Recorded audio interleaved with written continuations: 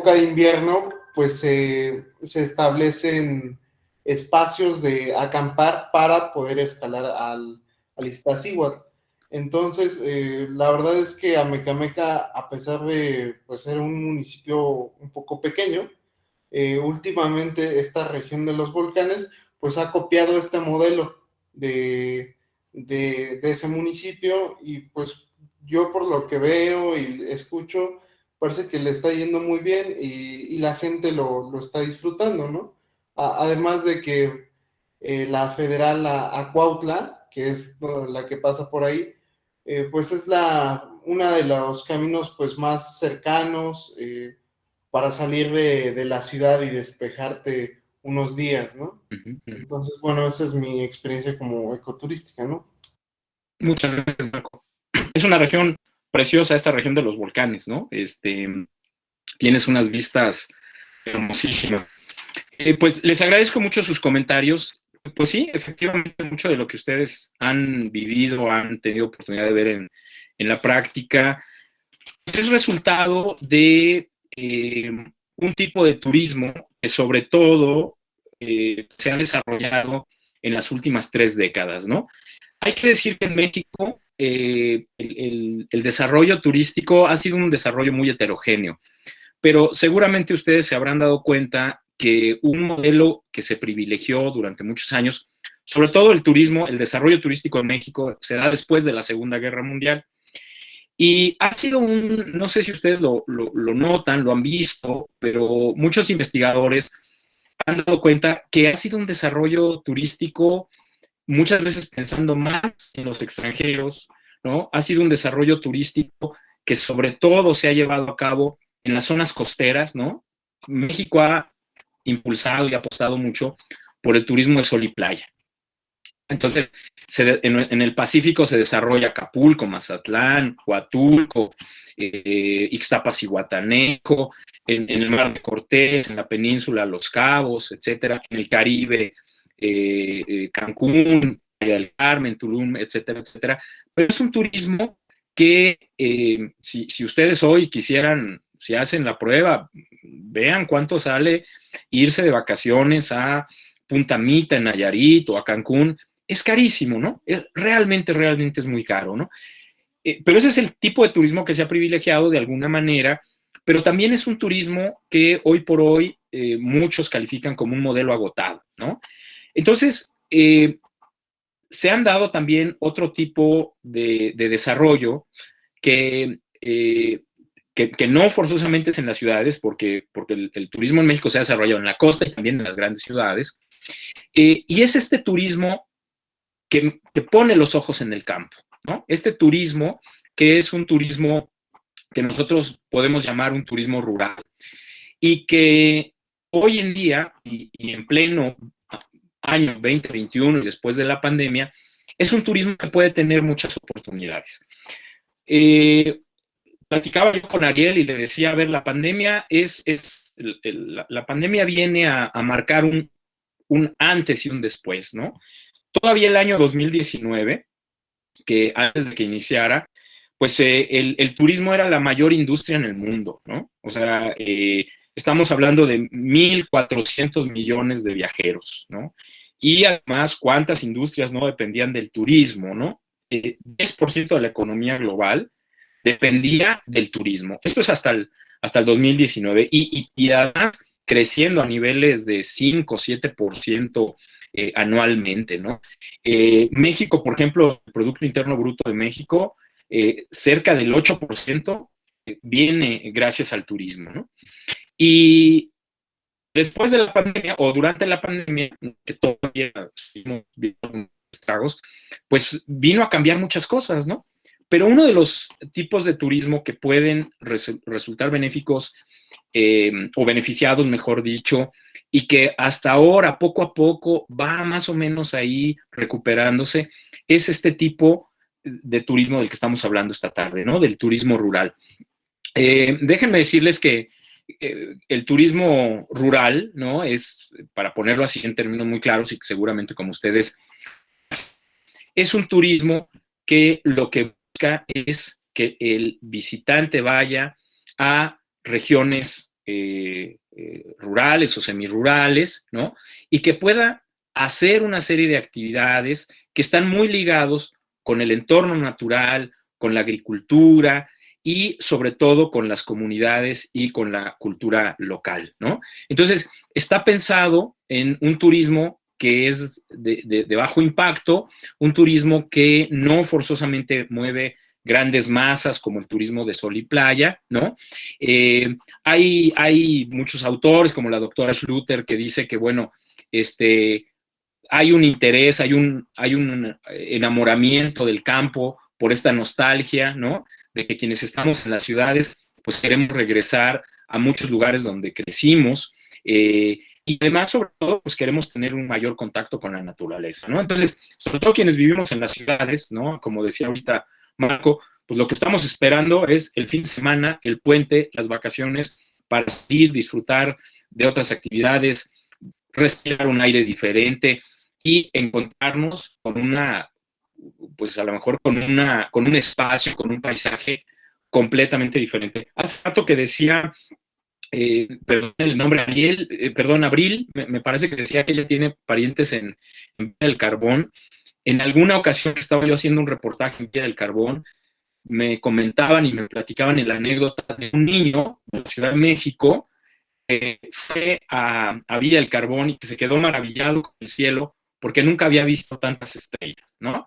Y decían los papás, es que, pues creo que ni estrellas, creo que ni una estrella había visto. Y entonces, de verdad, nunca había visto un cielo estrellado, de verdad no había estrellas, pues no, porque en la ciudad, con tanta luz, etcétera, hay cosas que de plano se pierden, ¿no?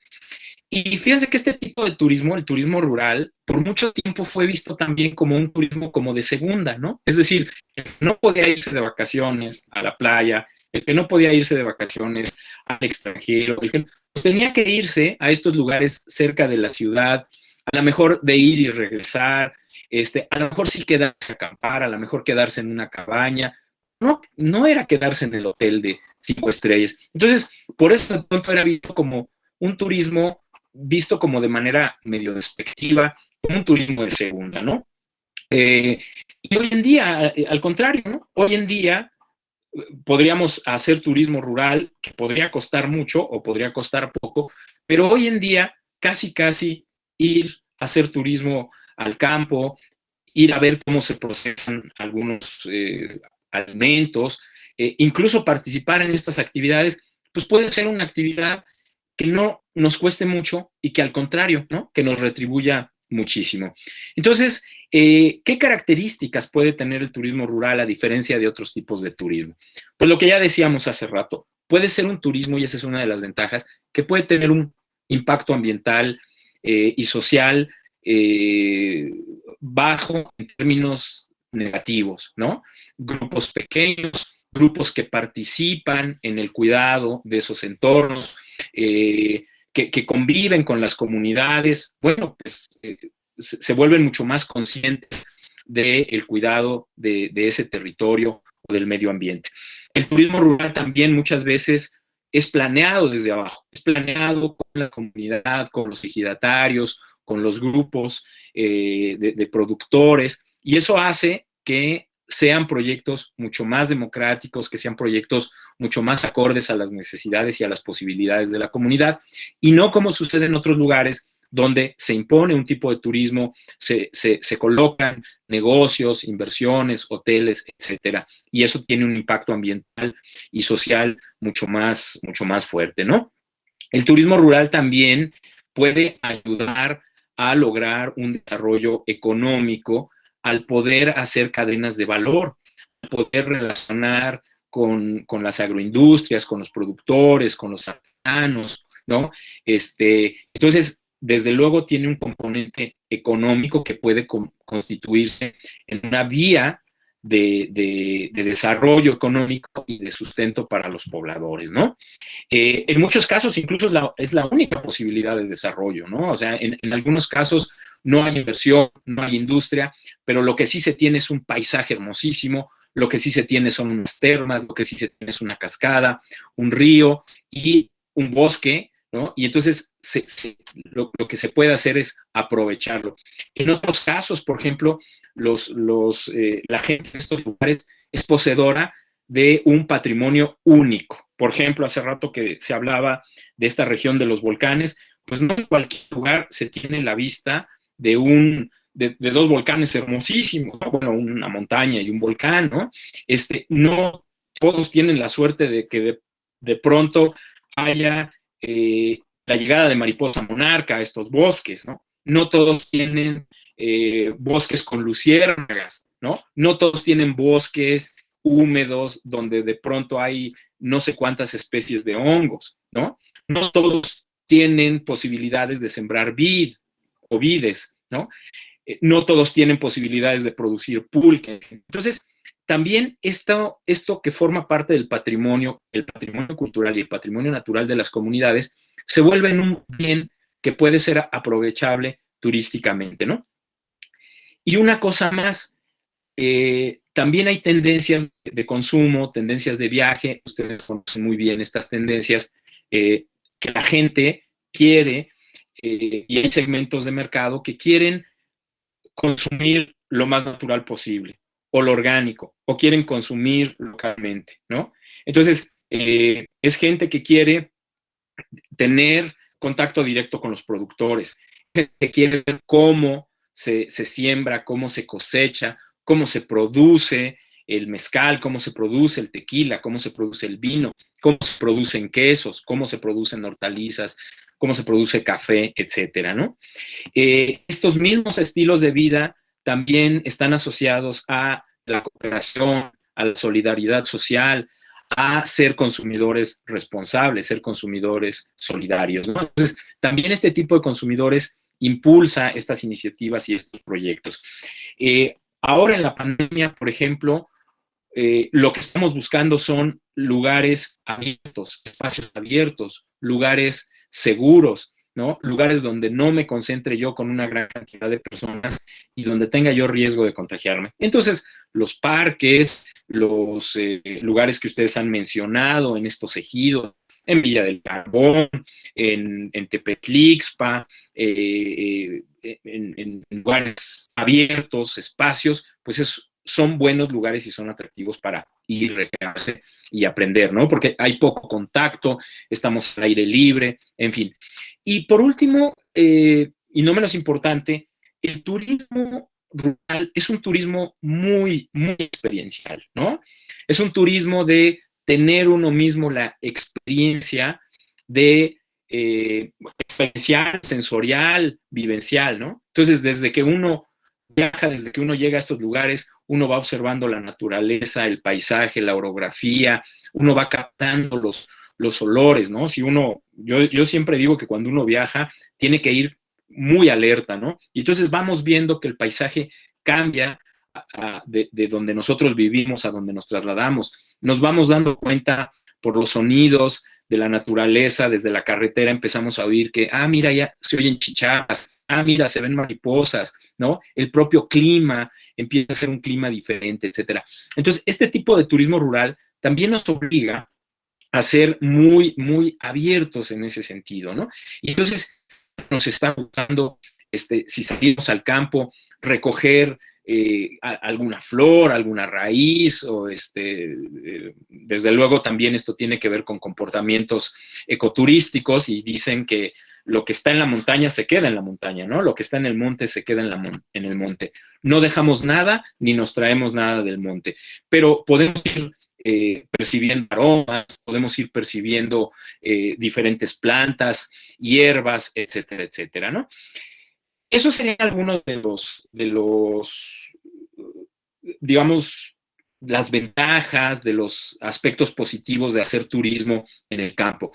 Pero desde luego también hay que ser cuidadosos, porque también el turismo como actividad humana, como actividad socioeconómica, también tiene impactos negativos, ¿no? Entonces, el turismo también puede cambiar las costumbres, ¿no? Puede cambiar la dinámica de una población. Saben ustedes, por ejemplo, nosotros que trabajamos con muchos proyectos, nos dicen, bueno, es que antes eran campesinos o éramos campesinos y ahora pues nos dedicamos a recibir turistas, ¿no? Entonces, también puede tener impactos negativos. El exceso de gente que no llegue a cuidar, el ruido, por ejemplo, ¿no? Gente que va a hacer fiesta, pues evidentemente eso va a ir trastocando la naturaleza, la paz, la armonía de los lugares en los que se va desarrollando el turismo. Por eso también el turismo debe desarrollarse como un proyecto social en el que los pobladores, la comunidad, pues estén de acuerdo, ¿no? A veces es mejor no meter el turismo, ¿no? No siempre el turismo tiene que ser una actividad que tiene que introducirse en un territorio. Y si se hace, tiene que hacerse con mucho cuidado, ¿no? Pensando en estos impactos negativos, sociales, ambientales. El turismo muchas veces visibiliza la desigualdad, ¿no? Y la desigualdad social.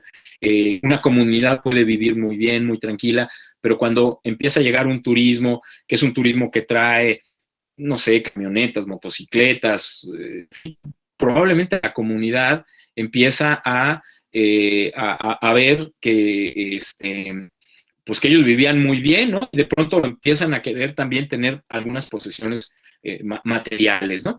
Entonces, básicamente lo que yo quiero proponer como una reflexión es que sí el turismo puede ser el eje o puede ser el motivador para la activación económica de un territorio, ¿no? El turismo también puede ser una herramienta que ayude a posicionar una región, que ayude a dar a conocer los productos que se elaboran en una región y a su vez protegerlos, a su vez conservarlos, preservarlos, porque también la gente valoriza o valora lo que tiene a partir de que otros se dan cuenta de que llega turismo, oiga, mire qué bonitos textiles, oiga, mire qué buen paisaje tienen ustedes, oiga, qué bonitas casas, oiga, qué ricos estos quesos que ustedes elaboran. Entonces, la gente, si no se había dado cuenta que tenía un pueblo muy bonito o que tenía un paisaje o que tenía unos textiles o unas artesanías, cerámica, la rama artesanal que ustedes quieran, pues empieza a valorizarlo y se da cuenta que además puede obtener un ingreso y que además eso les puede abrir las puertas para la comercialización de algunos productos, ¿no? ¿Cuántas veces no es a través del turismo que se vuelven famosos, por ejemplo, algunos productos? Pueden darse los dos casos, ¿no? Puede darse el caso de que un producto sea famoso y eso atrae turismo, o puede darse el caso también de que sea el propio turismo el que potencialice, el que posicione algunos de los productos que ahí se están desarrollando. Nosotros estamos trabajando, por ejemplo, acá con los alumnos, por ponerles algunos ejemplos de lo que estamos haciendo. Tenemos estudiantes que, por ejemplo, trabajan con apicultores. Entonces, producen miel, producen algunos productos derivados de la miel, ¿no? De la apicultura, pero después lo que hacen es que se dan cuenta que hay las condiciones como para mostrarle a la gente cómo se produce la miel. Y entonces dan un salto y empiezan a desarrollar productos turísticos en los que viene la gente se pone un traje, ¿no? Estos trajes para entrar con las abejas, obtener la miel, etcétera. Y evidentemente hay todo un trabajo de concienciación, ¿no? Hay un trabajo de decirle a las personas, gracias a las abejas, nosotros tenemos no solamente miel, sino sus procesos de polinización, nos ayudan a que tengamos estas otras frutas, etcétera, etcétera. Entonces, la experiencia se vuelve una experiencia que puede ser una experiencia de un solo día, pero en la que la gente ya fue, viajó, ya se distrajo, ya descansó, ya aprendió, ya colaboró y además dejó una ganancia económica porque pagó su boleto de entrada para hacer el recorrido, porque compró miel, porque además se llevó la miel y porque además regresó, platicó en su casa o subieron fotos a Instagram o a sus redes sociales y entonces dan a conocer ese proyecto. Tenemos otros proyectos donde la gente está ayudando a las comunidades a que los hongos que aparecen en temporadas de lluvias, esos se hacen recorridos, ¿no? Lo que llamamos micoturismo, y entonces se hacen senderos, se hacen recorridos, se recolectan los hongos, la gente los aprende a distinguir cuáles son comestibles, cuáles no, aprende cuáles son las propiedades, los cocina, los come y al final, como todo buen turista, ¿verdad? Que se quiere llevar siempre un recuerdo o llevarle de regalo a la novia o a la mamá o a la suegra o qué sé yo, se traen sus hongos en una canasta, ¿no? Entonces, ahí hay otra experiencia. Y lo mismo estamos haciendo con gente que produce aguacates, con gente que está trabajando con productores de tortilla nixtamalizada o con miel, con vino, con quesos. Yo ahí con la asesoría de Ariel estuve trabajando en un proyecto y estamos trabajando en un proyecto con los productores de queso de Aculco. Aculco está al norte del Estado de México, ya en los límites con Querétaro, más o menos cerca de Villa del Carbón, y en este lugar es un lugar que desde hace 50 años producen queso.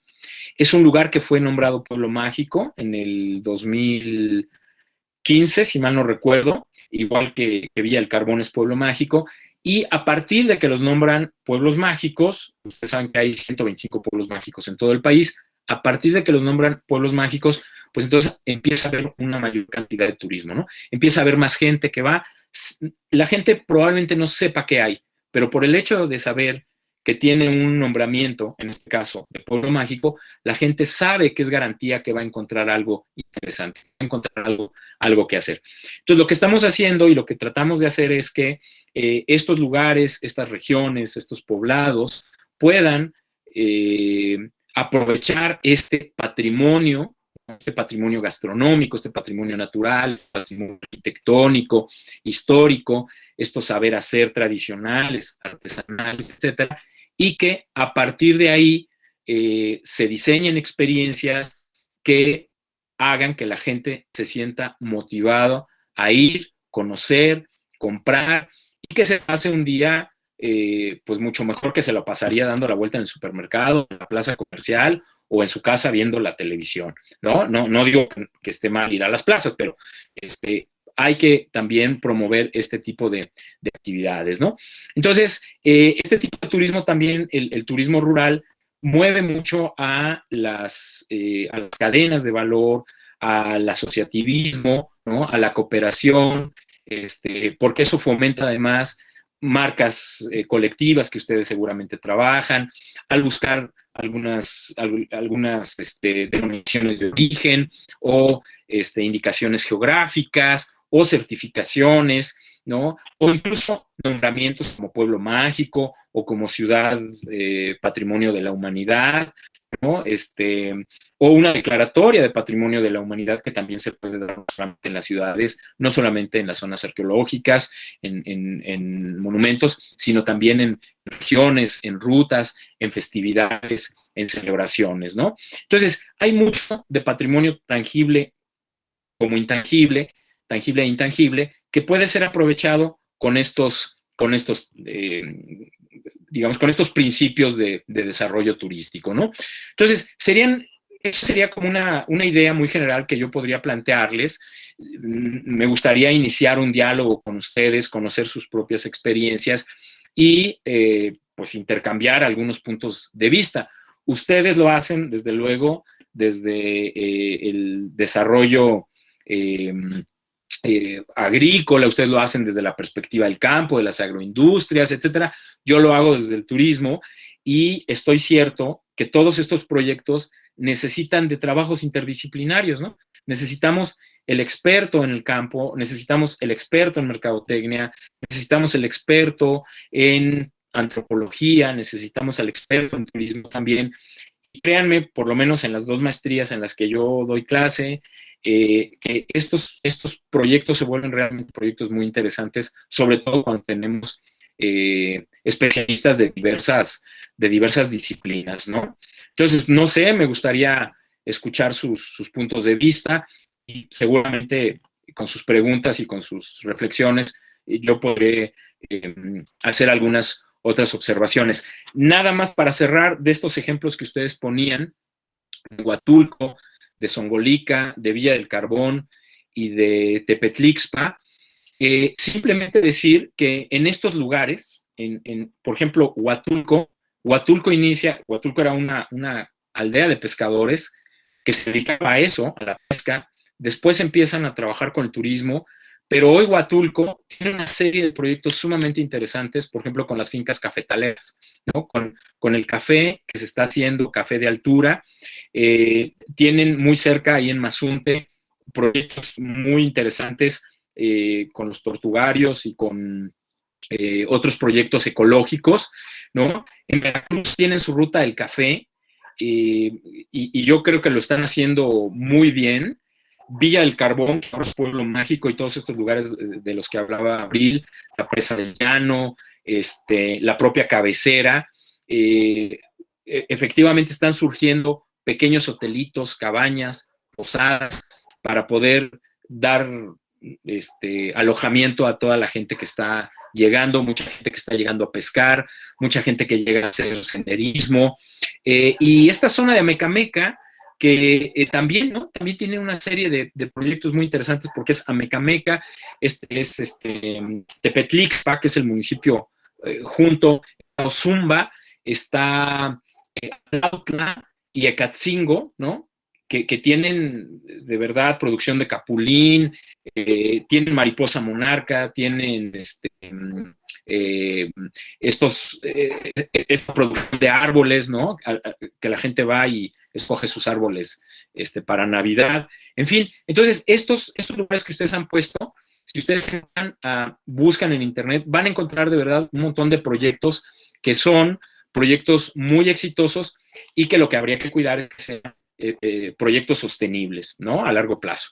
Entonces, bueno, no sé, me gustaría escucharlos. Si tuvieran preguntas o comentarios.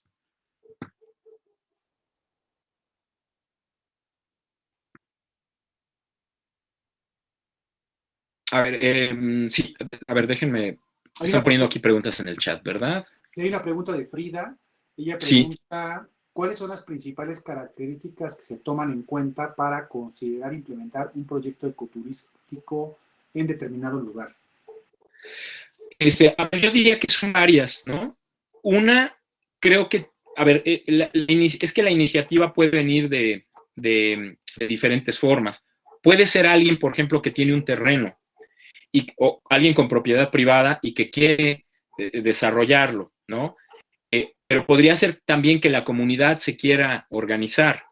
Entonces, por un lado, yo creo que hay que considerar la voluntad, la vocación que tiene el lugar, el que los actores estén de acuerdo, pero por otro lado, y eso es una de las principales acciones que se hacen, es evaluar cuál es digamos, cuáles pueden ser los atractivos, los recursos y las actividades que se pueden desarrollar a partir de ello.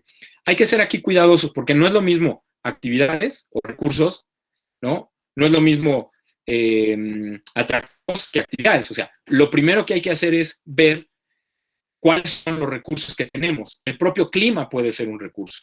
El paisaje puede ser otro recurso, ¿no? La producción agrícola puede ser otro recurso. Si tenemos recursos, manantiales, ríos, cascadas, que pueden ser aprovechados simplemente para la observación, simplemente para hacer día de campo, etcétera, etcétera, ¿no? Por ejemplo, cuáles son los recursos agroalimentarios con los que contamos, ¿no? ¿Cuáles son los platillos que preparamos? Entonces, una de las primeras cosas que yo diría es que las comunidades, los lugares, lo que tienen que hacer es evaluar con qué cuentan. Y en todo caso, ¿cuál podría ser el grado de interés, ¿no? ¿A quién podría interesarle ver cómo hacemos esto? ¿A quién podría interesarle el venir y apreciar sin dañar el ambiente o el medio, observar nuestra fauna, observar nuestra flora, observar nuestro paisaje, ¿no? Esa sería una de las primeras cosas que creo que son importantes. Desde luego también, y ustedes lo saben, debe haber cooperación, debe haber, para que muchos proyectos salgan, ustedes saben, y sobre todo cuando hablamos de desarrollo local, pues a veces es difícil poner de acuerdo a la gente, ¿no? Entonces, también tienen que darse estas condiciones sociales para que la gente esté de acuerdo en atraer turismo, en colaborar, ¿no? Hay muchos proyectos, porque hay muchas comunidades que se organizan, o los ejidatarios, dependiendo de las capacidades de las personas. Hay quien trabaja como guía, hay quien trabaja cocinando, hay quien trabaja ayudando o enseñando a cocinar o enseñando a hacer la artesanía, etcétera, etcétera, ¿no? Yo diría que esas serían algunas de las condiciones que tendrían que considerarse. Gracias. Eric, adelante, ¿quieres hacer una pregunta? Sí, buenas tardes. Buenas tardes. Sí, Eric, adelante. Bueno, este es un tema que ahorita estoy yo trabajando con respecto a mi tesis en cuanto al turismo, y mi pregunta es, ¿cómo hace usted? Porque bueno, en el tema en el que yo estoy practicando hay muchos, bueno, he investigado sobre una zona que me interesa y he encontrado en internet o en diferentes sitios planes ecoturísticos que sirven para desarrollar la economía de dicha región. Aquí mi pregunta es, ¿cómo hacer que un plan se pueda desarrollar? ¿Cómo hacer que el gobierno municipal, el financiamiento de dónde pueda sacar? ¿Cómo hace para que ese proyecto dé en marcha en cuanto a lo político exacto, sí, al gobierno, que al gobierno municipal te haga caso a ti?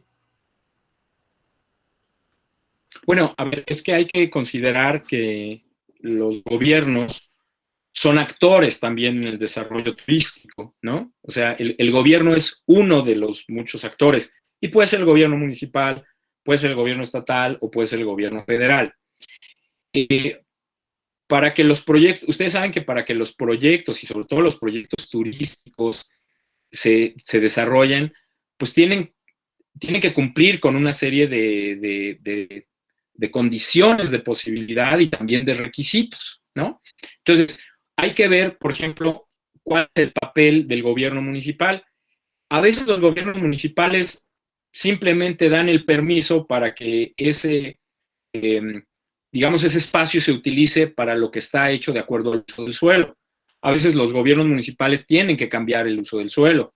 A veces los gobiernos municipales lo único que hacen es promover, ¿no? A veces los gobiernos municipales lo que hacen es donar un terreno, etcétera. Entonces, en realidad, es un poco complejo porque son muchos los actores que intervienen. En un desarrollo turístico, imagínate que interviene pues el dueño de la tierra, ¿no? El que es el dueño del terreno, pero también puede intervenir el que va a poner el dinero para la construcción de una cabaña, pero también interviene el gobierno, que tiene que poner un camino o que tiene que pavimentar. También interviene el gobierno para hacer promoción, intervienen si es una comunidad de ejidatarios, si es una cooperativa, en fin, ¿no? Entonces, cada caso es diferente y habría que ver más bien cuál es el nivel de involucramiento. Generalmente los gobiernos municipales, por lo menos en la experiencia que yo tengo, generalmente los gobiernos municipales apoyan los proyectos turísticos porque saben que es benéfico para el lugar, ¿no? Entonces, generalmente, pues apoyan. Ahora, ¿cómo apoyan? Pues de diferentes maneras. A veces sí apoyamos, pero no te vamos a dar dinero. A veces se pueden conseguir estos recursos bajándolos a través de algún fondo, de algún comiso. No sé, ahora han cambiado mucho las cosas, pero había fondos para inversión, para apoyos de desarrollo de proyectos turísticos para comunidades indígenas o para comunidades rurales, ¿no? Entonces, sí, una parte muy importante, Eric, es determinar y saber cuál es el papel de los diferentes actores y también su nivel de involucramiento, ¿no? Hay, por ejemplo, desarrollos turísticos, hay iniciativas en las que es al revés, ¿no? Son los ejidatarios los que se organizan y dicen, no, nosotros queremos que el gobierno intervenga, ¿no? oiga, pero mire, les podemos mandar policías para la seguridad. No, no, no, nosotros nos encargamos de eso, ¿no? Y no quieren la intervención del gobierno, ¿no? Y funciona muy bien el proyecto. Funciona como una iniciativa civil, como una iniciativa de la sociedad civil organizada, ¿no? De los propios comunidades. Entonces, yo lo diría en esos términos, ¿no? Hay que ver cuál podría ser el papel y también cuál es el grado de involucramiento de cada uno de los actores. No sé si contesto, Eric, pero lo que te quiero decir es que cada proyecto es diferente, ¿no? No hay recetas tampoco, ¿no? Ok, sí, está bien, gracias. Bueno, tengo otra pregunta por si alguno de mis compañeros, si alguien pregunta primero, pues adelante, pero si no hay más preguntas, puedo hacerle otra. Pues sí, ¿no? Si no hay otra pregunta, adelante, Eric. Bueno, ¿y de dónde encuentra el financiamiento para invertir en algún plan ecoturístico? Bueno, pues mira, ahí igual, ¿no? Yo creo que la respuesta es variada porque muchos de los proyectos pues son iniciativa privada, ¿no? O sea, es gente que dice, a ver, pues tenemos recursos, pues vamos a invertir en esto. Y muchos empiezan pues con poquito, ¿no? A lo mejor muchos empiezan haciendo un espacio en el que solamente se puede ir a hacer día de campo, con un poco de más diversión pueden construir unas cabañas, ¿no? Y ven que además hay mercado y quiere ya quedarse a dormir. Entonces, en muchos casos es iniciativa privada, ¿no? Es decir, es el propio dinero. En otros casos puede ser, te digo, a través de fideicomisos, a través de bajar recursos para la construcción por ejemplo, de cabañas, ¿no? Se han hecho muchos proyectos así, donde se concursa, se bajan los recursos y el gobierno da recursos para que tú construyas, pero ya la comunidad opera, ¿no?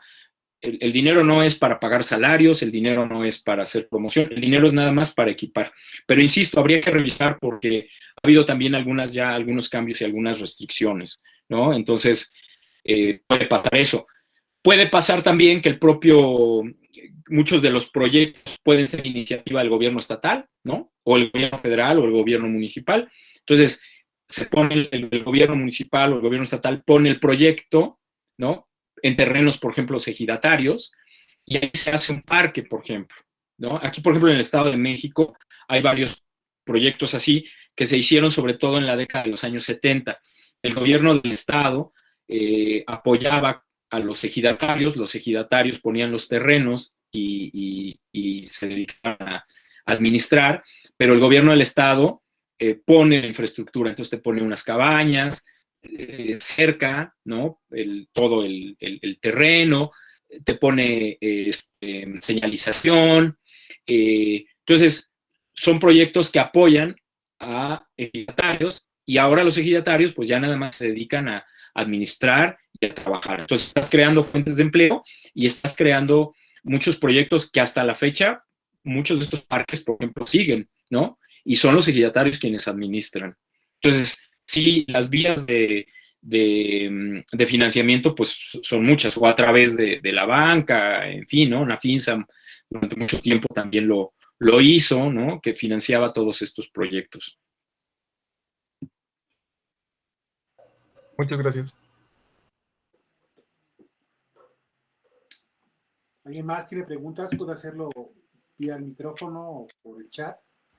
Bueno, yo creo que también depende el lugar del turismo y a quién va dirigido, porque por ejemplo también he ido a Cancún y siento que el turismo va dirigido más a los extranjeros, porque todo es, obviamente están dólares y así, pero también, bueno, ahí en Cancún fui a Chichén Itzá y para entrar a los que viven en México, la entrada era más barata que para los extranjeros, a los extranjeros le elevaban mucho el precio. Uh-huh. Nada más quería decir eso.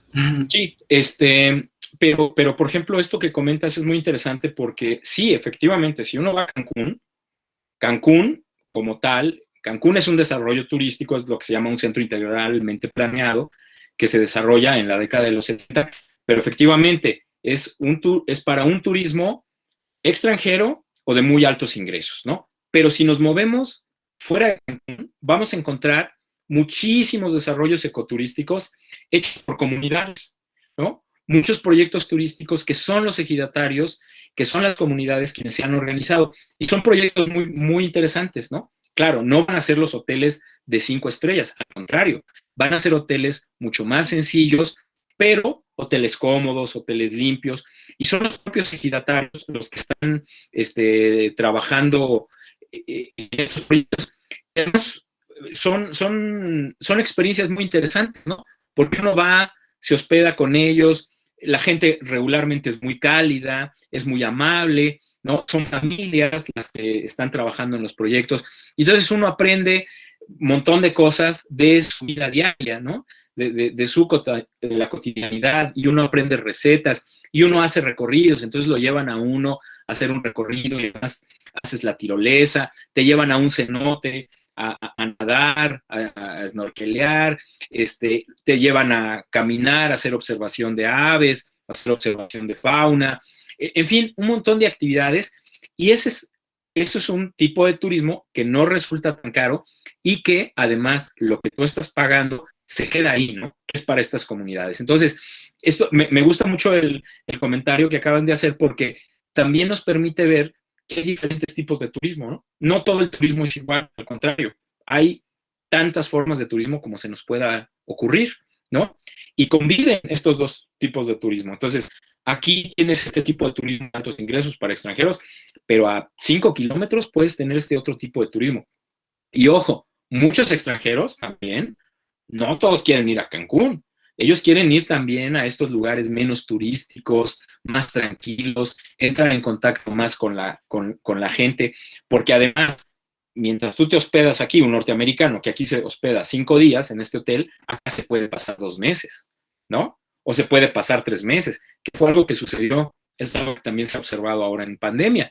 Muchos extranjeros que se vinieron a vivir a México durante 3, 4 meses, rentaron casas, porque están trabajando a distancia, ¿no? Entonces también existen, yo creo que a donde vayan, van a encontrar diferentes tipos de turismo. Un turismo de 5 estrellas, un turismo de élite, un turismo que no quiere entrar incluso en contacto con la población local, ¿no? Un turismo esterilizado, y un turismo que busca exactamente lo contrario, entrar en contacto con los locales, aprender, no hacer este turismo tan esterilizado que practican algunos, ¿no? O que practicamos muchos, ¿no? Porque luego a veces decimos que uno no es, y anda uno haciendo el mismo tipo de turismo que criticamos, ¿no?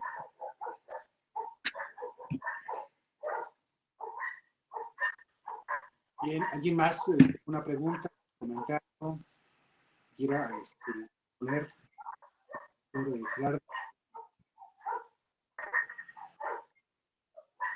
Yo aprovecho ahorita este espacio Sí.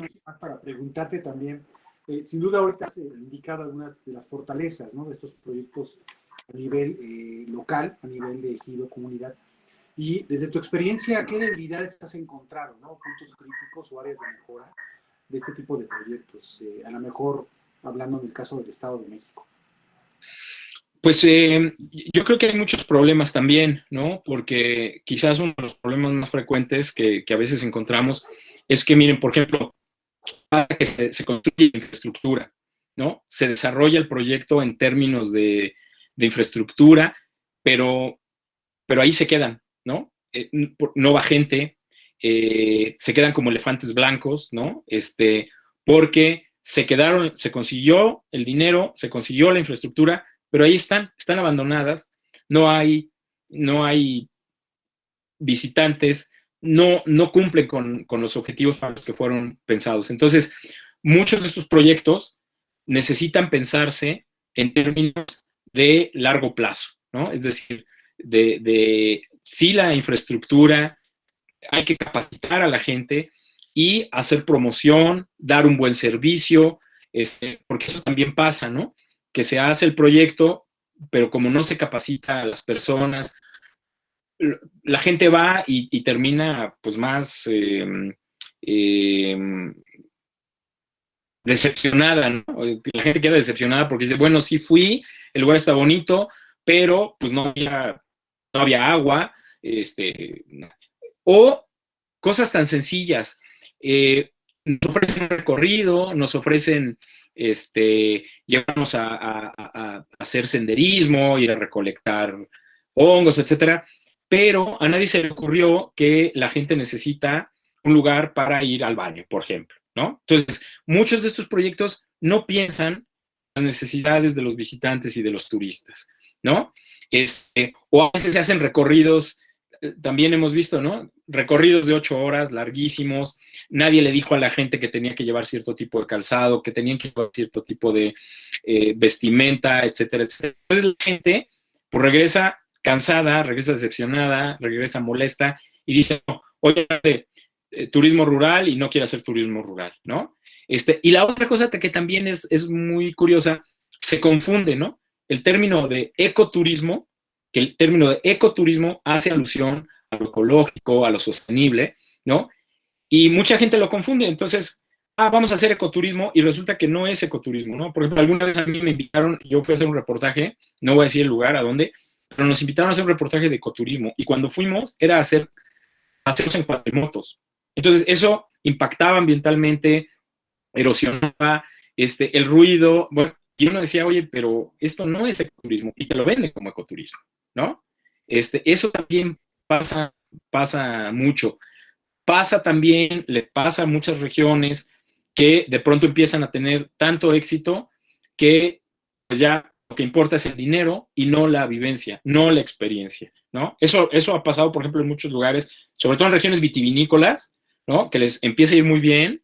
Ahí hay que tener mucho cuidado, por ejemplo, el caso de Querétaro, ¿no? Tienen que ser muy cuidadosos porque empieza a llegar tanta gente, la fiesta, y pues se desborda, ¿no? Y ya no es la experiencia de ver cómo se procesa el vino o tomarse una copa a gusto en un entorno muy agradable frente a un viñedo, ¿no? Ese es el tipo de cosas también que hay que cuidar, ¿no? Por eso yo decía, cuidado, no siempre, no todo el turismo es bueno, ¿no? Hay que ser cuidadosos en el momento de planear el tipo de turismo que se quiere desarrollar y el tipo de visitante que también quieres tener. Y ahí ustedes creo que tienen que ser muy cuidadosos, ¿no? ¿Cuál es el tipo de visitante que quieren tener? Un visitante respetuoso con el medio, un visitante respetuoso con la localidad. Ese es el tipo de turismo que muchas comunidades quieren. No un turismo que, pues, crea que porque paga, pues tiene derecho a hacer cualquier cosa, ¿no? Que eso también lo vemos mucho en los lugares turísticos, ¿no? Claro, claro, ¿no? De todo, bueno, algo que me llamó poderosamente la atención es estos aspectos en la dimensión ambiental, en la parte del ruido, ¿no? Que a veces no lo vemos como una contaminación, o el tema de los desechos, ¿no? Y creo que es interesante dentro de los esquemas de planeación, ¿no? ¿Alguien más tenga preguntas, dudas que quiera compartirnos? Frida.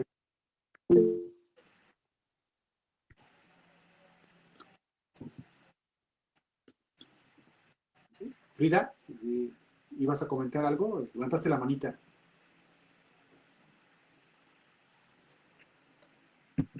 Ok. ¿Lo vas a hacer vía micrófono o por el chat?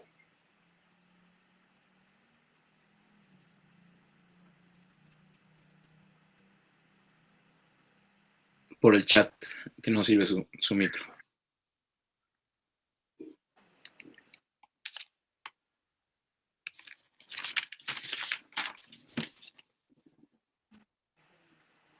Perdón, también una cosa que es importante en lo que Frida escribe, también hay que ser cuidadosos en que estos proyectos también puedan involucrar al mayor número de actores, ¿no?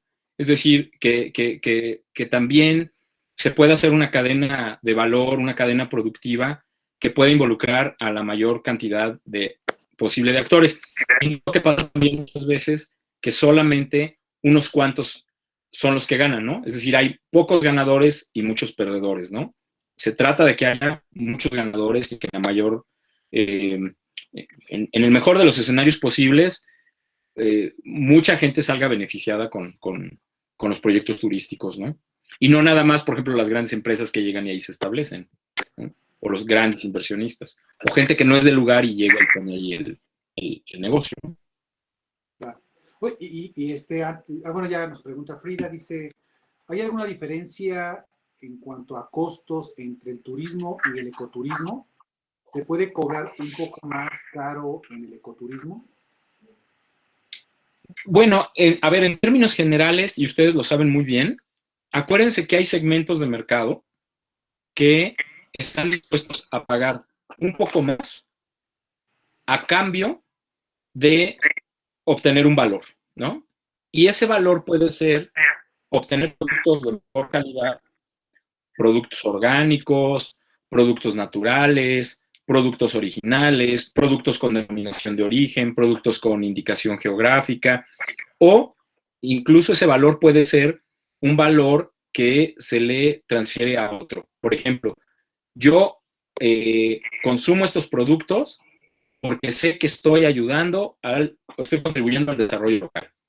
O yo consumo estos productos porque sé que con ellos estoy apoyando a una comunidad, ¿sí? Entonces, en el caso del ecoturismo y del turismo en general, del turismo rural, sí también pasa. Hay mucha gente que está dispuesta a pagar un poquito más con tal de saber que su contribución económica está ayudando a preservar, por ejemplo, el ambiente, o a preservar una especie, o a preservar una costumbre, o a preservar un proceso o un ingrediente, ¿sí?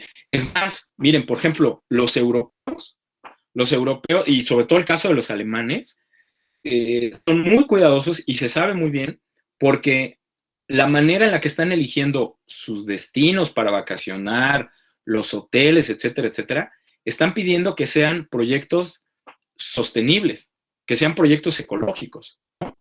Entonces, lo comentaba en alguna ocasión una persona que trabaja con certificaciones ambientales. El caso, por ejemplo, Huatulco. Huatulco, por ejemplo, ustedes saben, tiene la certificación AirCheck y tiene, una es AirCheck y la otra es Green Globe, creo.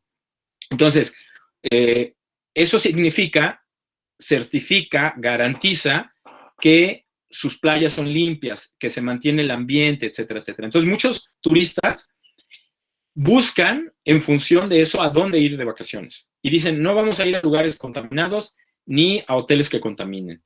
Vamos a hospedarnos solo en hoteles que tengan estas certificaciones o vamos a ir a destinos que tengan estas certificaciones. Claro, eso muchas veces cuesta más, pero hay segmentos que están dispuestos a hacerlo. Entonces, Frida, un poco también para tratar de contestar la pregunta. Si tu segmento de mercado, si tus consumidores están dispuestos a pagarlo, bien. Y has de saber que eso que están pagando, en qué beneficios se está traduciendo para la comunidad o para el ambiente, ¿no? Y la gente lo va a hacer con mucho gusto. ¿Cómo es posible conseguir las certificaciones que menciona? Pues son a través de organismos certificadores. Acuérdense que las certificaciones, ¿no? Se obtienen tanto para productos como para procesos, para personas, para destinos, se obtienen a través de alguien que está autorizado para emitir un sello de calidad, ¿no? Es decir, por ejemplo, ustedes seguramente lo conocen muy bien, no cualquier café puede llevar su sello de comercio justo, ¿no? No cualquier café puede llevar su sello de orgánico. Tiene que ser o no cualquier vino puede, o queso puede decir denominación de origen, ¿no? Para que sea mezcal, tiene que cumplir con la certificación de un organismo regulador y certificador. Entonces, estas certificaciones así se consiguen. Son etiquetas, pueden ser ecoetiquetas, pueden ser sellos de calidad, etcétera, pero que siempre, y que son importantes para, si no para todos, para algunos consumidores, ¿no? Pero que acuérdense que también sirven para proteger la originalidad de los productos de ciertas regiones.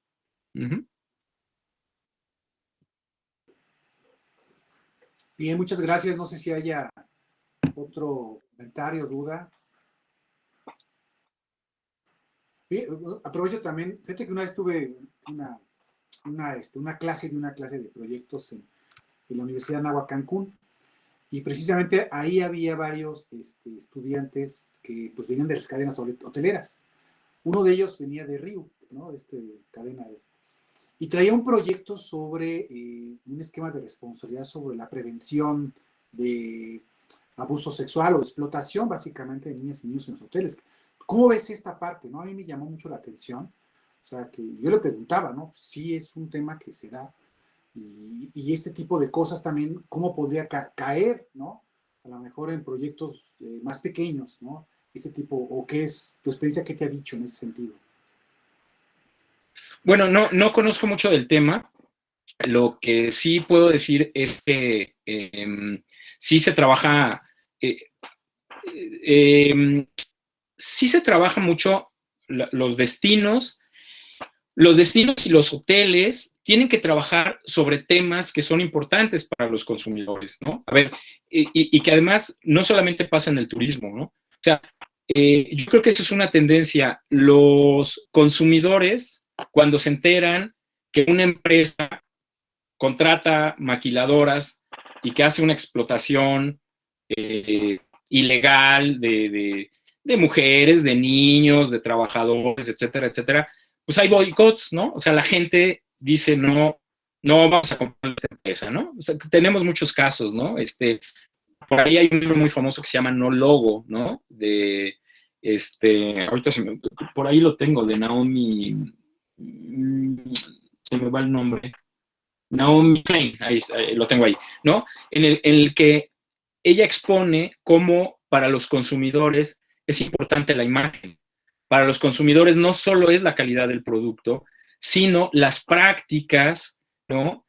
Que llevan los procesos, que llevan en la comercialización de esos productos. Entonces, en ese sentido, yo creo que por eso los destinos, las empresas están como muy atentas a tener prácticas que no sean prácticas desleales, que no sean prácticas que vulneren los derechos humanos, que no sean prácticas que dañen el ambiente. ¿Por qué? Porque justamente una tendencia de los consumidores es a consumir productos, no digo que todos, ¿verdad? Pero muchos consumidores sí están muy atentos a que esa marca, ese destino,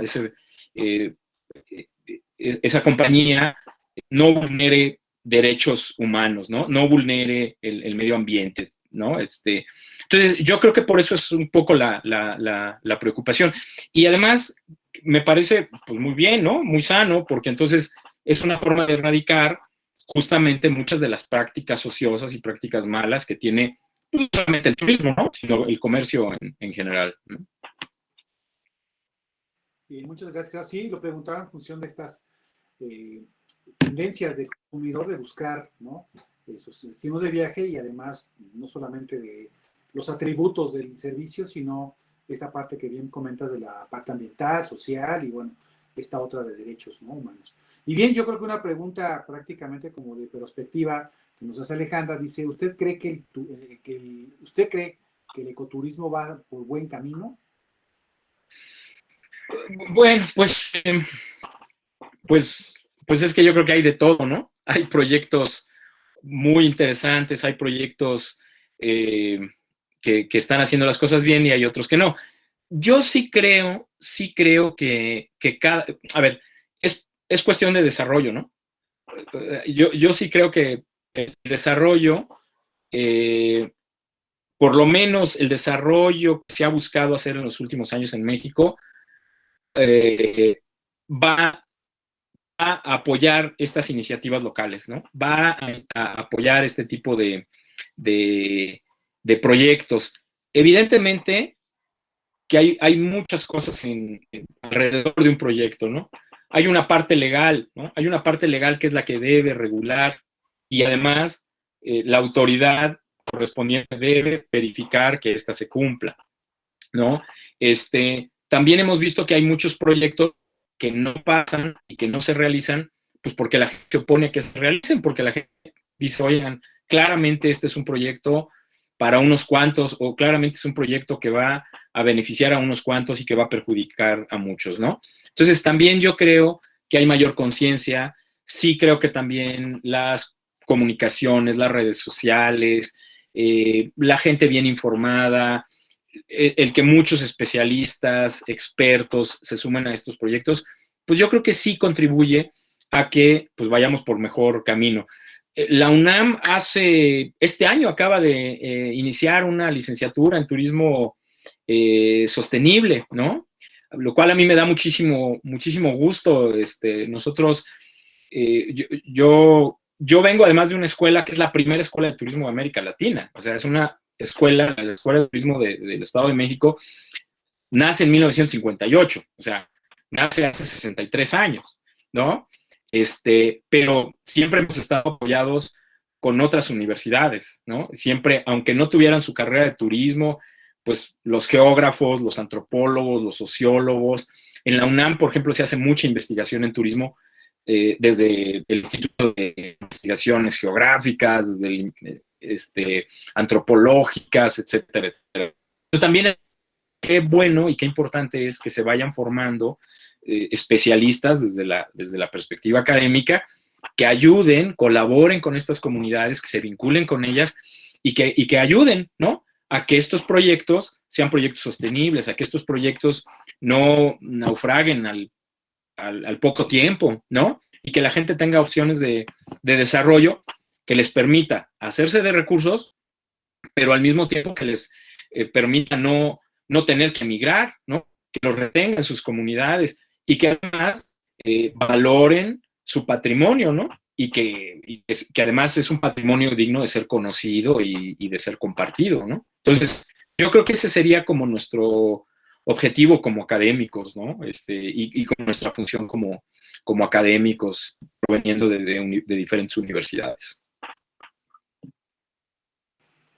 Bien, muchas gracias, Gerardo. Sin duda nos diste un marco general sobre el tema del turismo, el turismo rural, y sobre todo para las compañeras y compañeros que se están por ya en su último año, y que una de sus fortalezas como planificadores es precisamente hacer estos diagnósticos a nivel en el ámbito rural, y donde no solamente es la línea agropecuaria o la línea agroindustrial, sino también esta otra industria, el tema del turismo, y el turismo visto, como lo has acabado bien de apuntar, desde lo local, ¿no? Desde los territorios, básicamente, y cómo se construye, y bueno, y a partir de los especialistas y esta mirada interdisciplinaria, ellos puedan también tener este espacio también de crecimiento, ¿no? Aquellos que se puedan ir por esta otra vía, ¿no? Y que los hay algunos planificadores egresados que están trabajando en algunos aspectos del turismo a nivel comunitario, ¿no?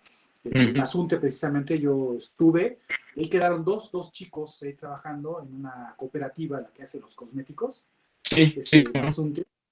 Ahí estuvieron, hicieron un trabajo interesante, ya salieron, pero fueron hace como 2 años ahí trabajando ahí con la cooperativa y precisamente estaban abriendo la parte del tema de turismo, que estaban metidos con todo el tema de los cosméticos, estos de Mazunte.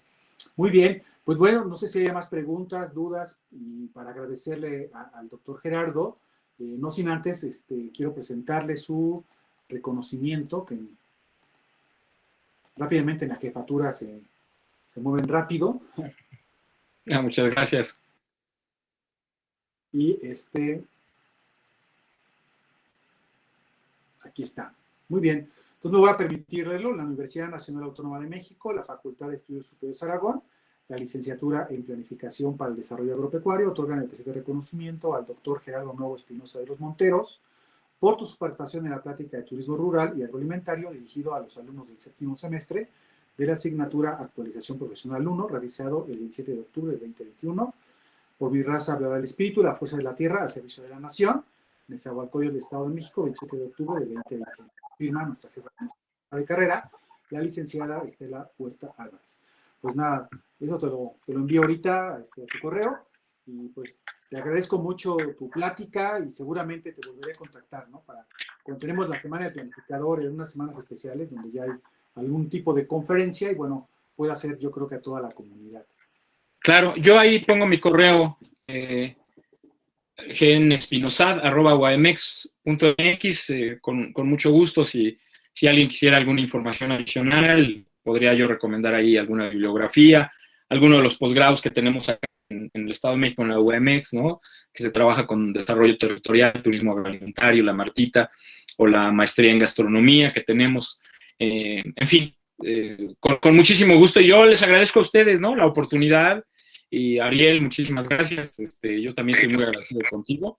Y pues también con las alumnas y con los alumnos que hoy me han hecho el favor de escucharme y de establecer este diálogo. Un gusto, de verdad. Muchas gracias, Gerardo. Un abrazo a la distancia. Y bien, pues seguimos en comunicación. Ahí están los datos de contacto del doctor Gerardo para quien quiera ver esta línea de turismo. Y créanme que los temas de las maestrías que están por allá son muy interesantes, y alguien que quiera especializarse por ahí, pues bueno, pues ahí presentar las candidaturas ahora que ya egresen y se titulen, ¿vale? Claro. Muy bien, pues muchas gracias, Gerardo, y pues estamos viendo. Cuídate mucho. Al contrario, muchas gracias a ustedes. Buena tarde. Buena tarde. Gracias. Muchas gracias. A ustedes, gracias. Gracias.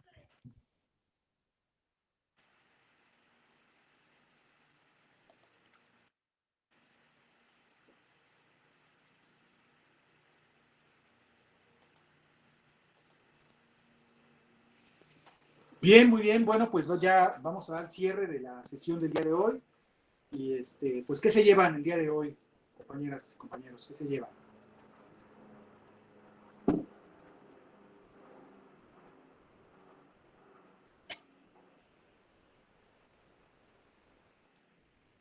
Eric, adelante.